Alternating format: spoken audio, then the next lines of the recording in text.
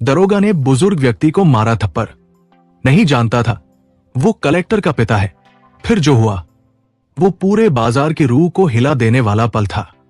जिसने थप्पड़ मारा वो सोच रहा था एक बुजुर्ग ही तो है, लेकिन जिसे थप्पड़ पड़ा वो उस बेटे का सम्मान था जिसने अपनी पूरी जिंदगी पिता की नजरों में सर झुकाकर जी थी। और जब वो बेटा चुप नहीं रहा बल्कि सबके सामने फोन निकालकर बोला, मैं डीएम अविनाश मिश्रा बोल रहा हूं, तो बाजार की भीड़ की सांसें थम गई। और उस एक पल में वर्दी से भरा घमंड सच के आगे घुटनों पर आ गया। क्योंकि जब बात पिता की इज्जत पर हो तो बेटा अफसर नहीं आग बन जाता है। पूरी कहानी जानने के लिए वीडियो को आखिर तक जरूर देखें, लेकिन उससे पहले वीडियो को लाइक करें, चैनल को सब्सक्राइब करें और कमेंट में अपना और अपने शहर का नाम जरूर लिखें। दोस्तों, दोपहर की गर्मी अपनी पूरी तपिश के साथ धरती पर उतर आई थी। शहर के पुराने बाजार में भीड़ हमेशा की तरह गुनगुना रही थी। कहीं सब्जी के ठेले पर मोलभाव चल रहा था, कहीं चाय की दुकानों पर राजनीति पर चर्चा। और इन्हीं हलचलों के बीच भीड़ में धीरे धीरे चलते हुए एक बूढ़ा इंसान नजर आया। उसने साधारण सफेद कुर्ता पहन रखा था, नीचे धोती, सिर पर हल्का सा गमछा था, चेहरे पर उम्र की थकान, लेकिन चाल में अब भी संस्कारों की मजबूती थी। नाम था माधव प्रसाद। वो इसी शहर में कभी स्कूल के मास्टर रहे थे। अपनी पूरी जिंदगी उन्होंने बच्चों को पढ़ाते हुए और समाज को संस्कार सिखाते हुए गुजार दी थी। आज वो आए थे अपनी एक पुरानी घड़ी ठीक करवाने, और उनके साथ था उनका बेटा अविनाश, जो अब शहर से दूर एक जिले में डीएम बन चुका था। लेकिन आज वो किसी सरकारी गाड़ी या लाव लश्कर के साथ नहीं, बल्कि बिल्कुल आम आदमी की तरह बस अपने पापा को देखने और उनके साथ थोड़ा वक्त बिताने चला आया था। पापा, आज मुझे वो दुकानें दिखाइए जहां से आप मुझे बचपन में टॉफी दिलाते थे, वो रास्ता भी जहां से चलकर मैं स्कूल जाता था। अविनाश की आवाज में वो अपनापन था जो किसी ओहदे या ओहदे की मोहताज नहीं होती। माधव जी की आंखों में उस बेटे को देखकर वही संतोष झलक रहा था जो एक बगीचे में फूल खिले देखकर माली को मिलता है। दोनों यूं ही चलते जा रहे थे। कोई उन्हें नहीं पहचान रहा था, क्योंकि अविनाश एक आम कपड़े पहने बिना किसी पहचान के बीच बाजार में था। तभी भीड़ में एक हलचल मची। 3 पुलिस की बाइकें पूरे शोर के साथ बाजार में घुसी। हर बाइक पर 2-2 सिपाही, हेलमेट में छिपे चेहरे, आंखों में गुस्सा और हाथों में चमकते डंडे।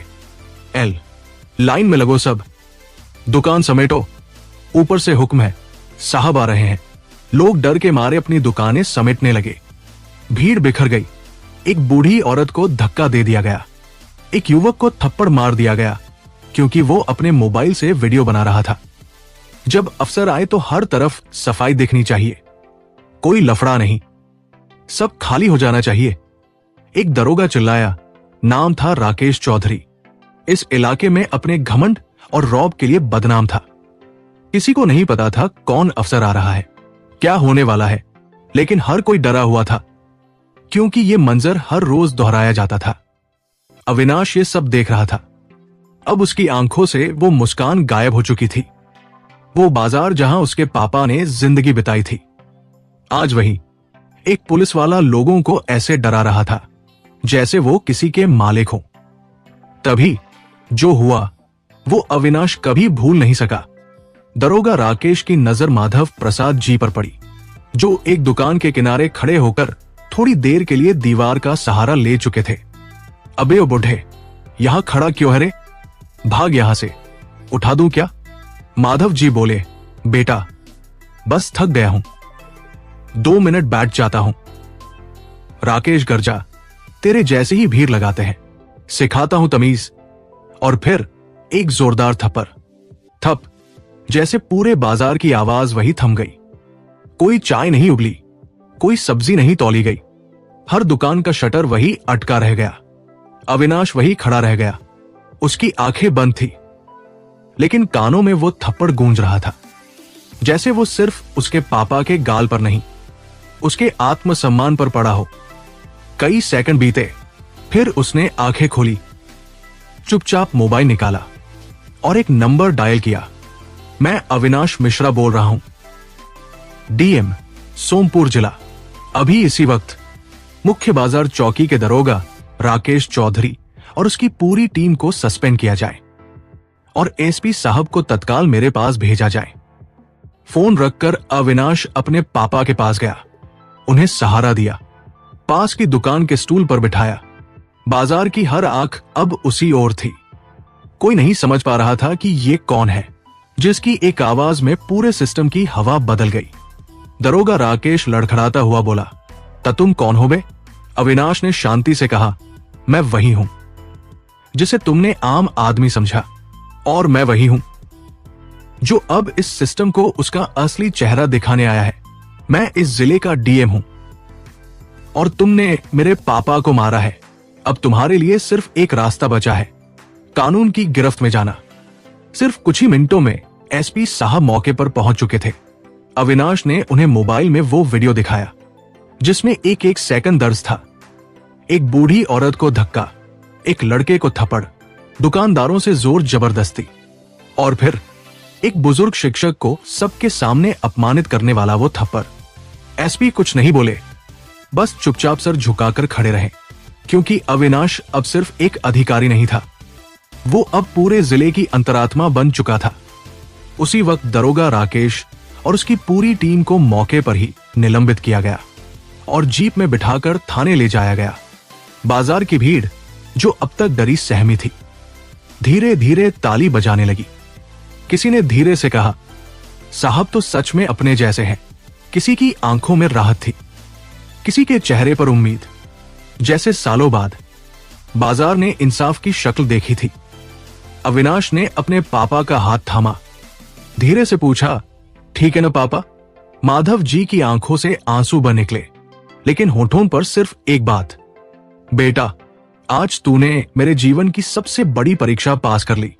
उस रात अविनाश अपने ऑफिस नहीं गया, बल्कि सीधे अपने सरकारी आवास पहुंचा।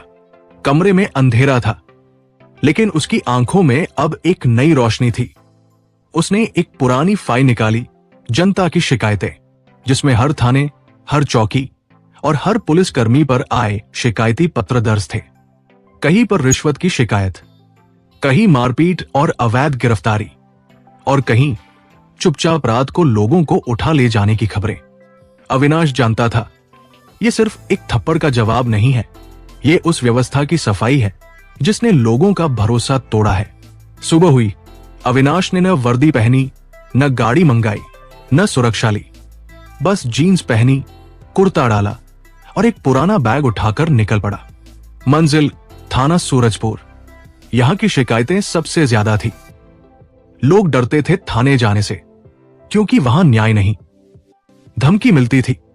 अविनाश चुपचाप थाने पहुंचा। सिपाही ने पूछा, "कौन?" उसने मुस्कुराकर कहा, "बस एक आम आदमी जो देखना चाहता है यहां क्या हो रहा है।" थाने के पीछे के एक कमरे में 4 युवक बंद थे। अविनाश ने पूछा, "इनका क्या कसूर?" थानेदार बोला, "साहब, ये शराब पीकर गाली दे रहे थे, तो एफआईआर, मेडिकल रिपोर्ट अभी बनवाने जा रहे थे साहब।" अविनाश ने युवकों से बात की। पता चला ये लोग बस ठेले पर बैठकर खाना खा रहे थे, किसी ने नहीं पी थी शराब। कोई सबूत नहीं था। तुरंत ही थानेदार को सस्पेंड किया गया और सभी युवकों को मेडिकल जांच के बाद रिहा करने का आदेश दिया गया। यह सिर्फ एक दिन की बात नहीं थी। 3 दिन तक अविनाश हर थाने, हर चौकी खुद जाकर निरीक्षण करता रहा। कभी भी कहीं भी पहुंच जाता, ना वर्दी ना पहचान, बस आम आदमी बनकर, और हर बार सच्चाई सामने आ जाती। कहीं निर्दोष युवक बंद थे, कहीं रिश्वत के पैसे बरामद हुए, कहीं शिकायत दर्ज ही नहीं की गई थी। अब पूरा शहर एक नाम से गूंजने लगा, अविनाश मिश्रा। लोग कहने लगे, अब पुलिस भी डरती है, अब सिस्टम बदल रहा है। लेकिन जहां जनता राहत महसूस कर रही थी, वहीं कुछ ऊंचे ओहदों पर बैठे लोग बेचैन हो उठे थे। वो नेता जो थानों में अपनी सिफारिश चलवाते थे, वो अधिकारी जो ट्रांसफर पोस्टिंग का खेल खेलते थे, अब अविनाश की ईमानदारी उन्हें चुभने लगी थी। और फिर एक दिन एक सरकारी चिट्ठी आई गृह मंत्रालय से। डीएम अविनाश मिश्रा द्वारा थानों में की गई कार्रवाइयों की समीक्षा के लिए विशेष समिति भेजी जाएगी। कारण बताया गया अनुचित हस्तक्षेप, लेकिन असल में ये एक दबाव था, उसे डराने या ट्रांसफर करने का। अविनाश ने चिट्ठी पढ़ी, मुस्कुराया और टेबल पर रख दी। शाम को उनके पिताजी मिलने आए और चाय के कप में शक्कर घोलते हुए बोले, बेटा डर तो नहीं लगता? अविनाश ने बिना एक पल सोचे कहा, पापा, जब आदमी सच के साथ खड़ा हो तो डर भी सामने खड़ा होकर सलाम करता है। पिताजी ने उसके सिर पर हाथ रखा, लेकिन अविनाश जानता था अब लड़ाई और बड़ी होने वाली है। रात के करीब 10 बज चुके थे। अविनाश ने अपने कमरे की बत्ती बुझा दी, फिर पुराने कपड़े पहने, हल्की दाढ़ी वाला मेकअप किया और सिर पर टोपी पहन ली। ड्राइवर और सिक्योरिटी गार्ड से कहा, तुम लोग आज छुट्टी पर हो, और खुद गाड़ी चलाकर निकल पड़ा उस जगह की ओर जहां सबसे ज्यादा अंधेरा था, भीमराव कॉलोनी।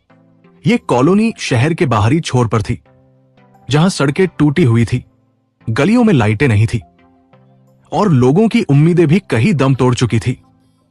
अविनाश एक छोटी चाय की दुकान पर रुका। दुकानदार करीब 50 साल का दुबला पतला इंसान था, जिसके चेहरे पर नींद से ज्यादा लाचारी भरी थी।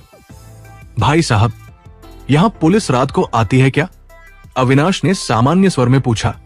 दुकानदार ने एक बार गौर से देखा, फिर लंबी सांस लेकर बोला, आती है, और जब आती है तो कोई बेटा घर नहीं लौटता।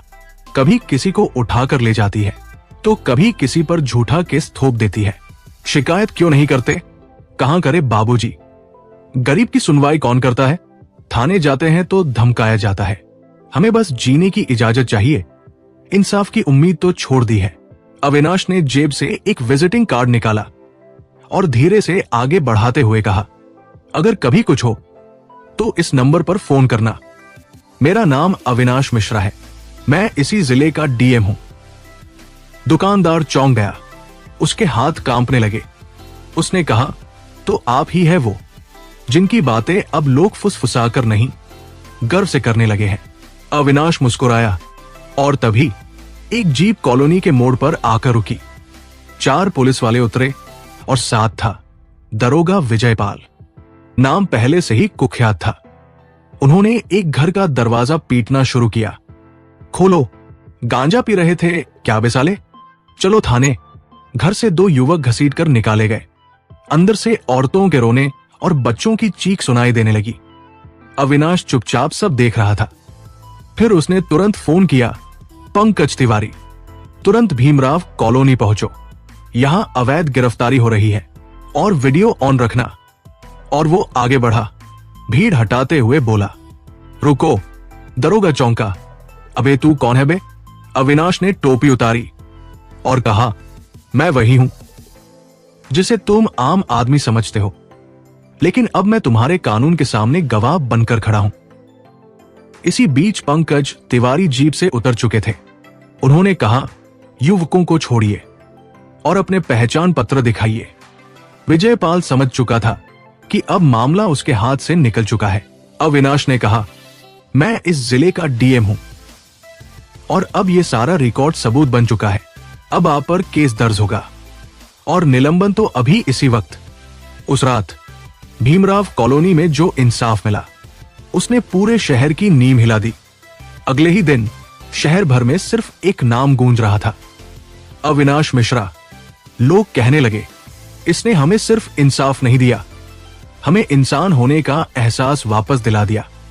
लेकिन दूसरी तरफ कुछ नेताओं, कुछ अफसरों की नींदें उड़ चुकी थी, क्योंकि अब उनके इशारों पर चलने वाला कोई नहीं बचा था। और तब एक फोन आया जिला प्रभारी मंत्री का। अरे अविनाश जी, आप तो बहुत अच्छा काम कर रहे हैं, लेकिन थोड़ा संतुलन जरूरी है। हमारे भी कुछ लोग पुलिस में हैं। अविनाश की आवाज शांत लेकिन दृढ़ थी। मान्यवर, मैं सिर्फ जनता का सेवक हूं। जो वर्दी में गलत करेगा वो किसी पार्टी का नहीं रहेगा, और जो ईमानदार है उसके साथ मैं जान लगाकर खड़ा हूं। फोन कट गया और अगले दिन सचिवालय से विशेष समिति आ गई। अविनाश की जांच करने 3 अफसर आए, लेकिन अविनाश ने सबके सामने रख दी हर फाइल, हर वीडियो फुटेज, हर मेडिकल रिपोर्ट, हर सस्पेंशन का कानूनी आधार। उनकी आंखों में सच्चाई थी और लहजे में सन्नाटा, क्योंकि अब सवाल नहीं बचे थे, सिर्फ ईर्ष्या और साजिशें बची थी। जाते जाते एक वरिष्ठ अधिकारी ने कहा, आप बहुत ईमानदार हैं, लेकिन आप बहुतों की आंखों की किरकिरी बन चुके हैं। आपका ट्रांसफर तय है।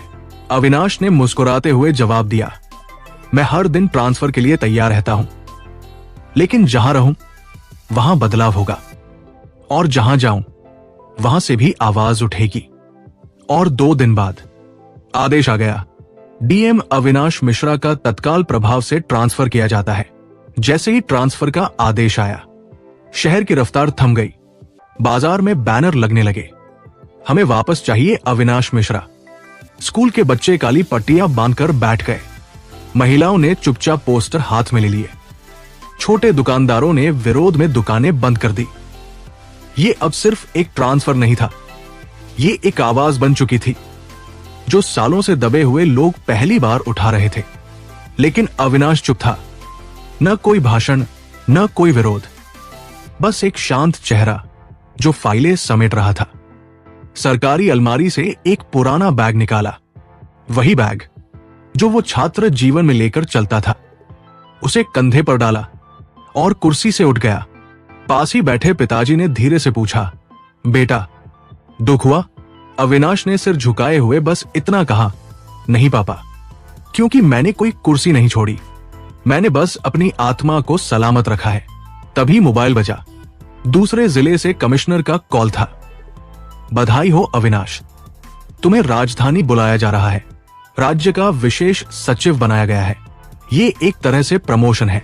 अविनाश थोड़ी देर चुप रहा, फिर धीरे से बोला, धन्यवाद सर, लेकिन क्या मैं एक दिन और रुक सकता हूं? एक अधूरी लड़ाई अब भी बाकी है। अगले दिन सुबह अविनाश ने अपनी अलमारी से वो खास फाइल निकाली जिस पर मोटे अक्षरों में लिखा था, जन शिकायतें विशेष फॉलोअप। वो पन्ना खोलकर देखने लगा, जहां अब भी एक नाम अधूरा पड़ा था, प्रमोद यादव।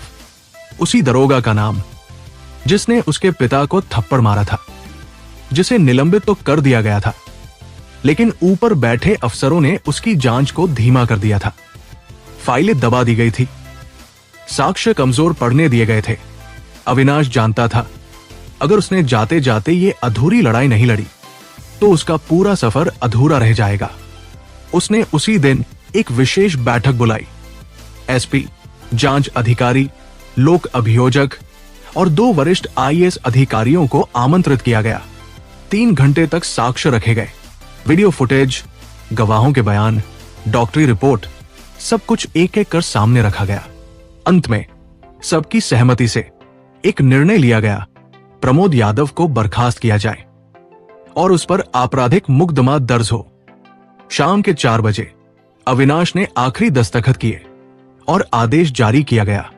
उस शाम वो थप्पड़ जो कभी गाल पर पड़ा था, अब इंसाफ की मुहर बन चुका था। प्रमोद यादव को उसी दिन गिरफ्तार किया गया। अविनाश अपने पिताजी के साथ एक बार फिर उसी बाजार की ओर निकला जहां ये सब शुरू हुआ था। लेकिन अब नजारा बदल चुका था। लोगों की कतारें थी, किसी के हाथ में फूल, किसी की आंखों में आंसू। बच्चे कह रहे थे, साहब वापस जरूर आइएगा। अविनाश चुप था। वो केवल अपने पिताजी की तरफ देख रहा था। धीरे से पूछा, पापा अब आप मेरे साथ बिना डरे चलेंगे ना? माधव जी की आंखें भर आई। हाथ थामते हुए बोले, अब डर किस बात का बेटा, तू तो अब इस शहर की हिम्मत बन गया है। उसी भीड़ में एक चेहरा फिर से दिखाई दिया, वही चाय वाला दुकानदार जो कभी उसे पहचान नहीं पाया था। आज हाथ जोड़कर सामने आया और बोला, साहब आपने हमें सिर्फ इंसाफ नहीं दिया, आपने हमें इंसान होने का एहसास दिलाया। अविनाश मुस्कुरा दिया और कहा, मैंने सिर्फ अपना फर्ज निभाया है, अब आपकी बारी है, आवाज उठाइए, अन्याय के खिलाफ चुप मत रहिए। रात हो चुकी थी, सरकारी वाहन तैयार खड़ा था, लेकिन अविनाश ने मना कर दिया, मैं बस से जाऊंगा, जैसे आया था वैसे ही जाऊंगा।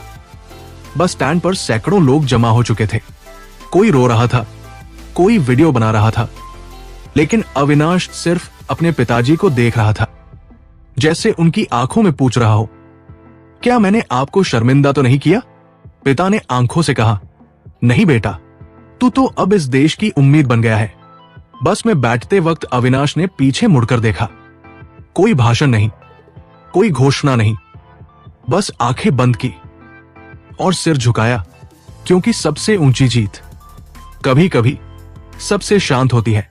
और इस तरह समाप्त होती है एक सच्ची, बेहद भावुक कहानी, जो सिर्फ एक डीएम की नहीं थी, बल्कि हर उस आम इंसान की थी, जो सच के साथ खड़ा होता है, जो जानता है कि ईमानदारी की राह आसान नहीं, लेकिन अगर वो चुप रहा तो आने वाली पीढ़ियां कभी बोल नहीं पाएंगी। अब एक सवाल आपसे है, अगर आप उस बाजार में होते, वो थप्पड़ आपकी आंखों के सामने पड़ता, तो क्या आप भी चुप रहते या अविनाश की तरह एक आवाज बनते? कृपया कमेंट में जरूर बताइए। क्या आज के भारत को और भी अविनाश मिश्रा जैसे अफसरों की जरूरत है? अगर ये कहानी आपके दिल को छू गई हो तो वीडियो को लाइक करें, शेयर करें और हमारे चैनल को सब्सक्राइब करें।